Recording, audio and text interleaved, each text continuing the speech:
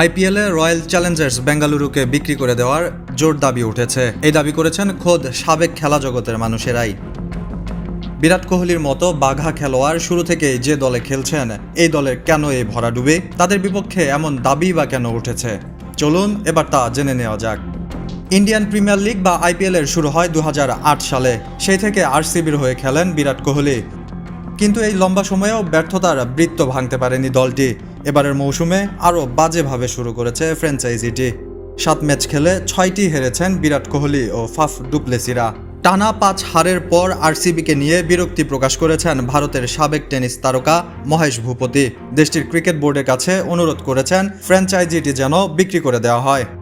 সামাজিক যোগাযোগ মাধ্যমে মহেশ লিখেন, ভারতীয় ক্রিকেট বোর্ডের উচিত ক্রিকেট, আইপিএল, সমর্থক এবং খেলোয়াড়দের স্বার্থের কথা ভেবে বেঙ্গালুরুকে অন্য কোনো ফ্র্যাঞ্চাইজির হাতে তুলে দেওয়া।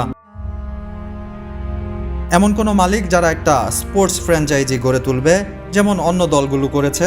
শুধু তাই নয়, বেঙ্গালুরুর এমন হতশ্রী অবস্থা নিয়ে ইংল্যান্ডের সাবেক অধিনায়ক মাইকেল ভন বলেন, ক্রিকেট যে একা খেলা যায় না তা বারবার প্রমাণ করেছে আরসিবি।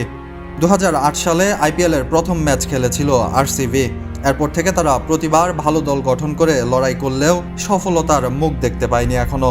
অধিনায়ক বদলালেও আসেনি সাফল্য। দলের জার্সি থেকে লোগোতেও একাধিকবার পরিবর্তন করা হয়েছে। এবার কি তবে দল বিক্রির পথে তারা?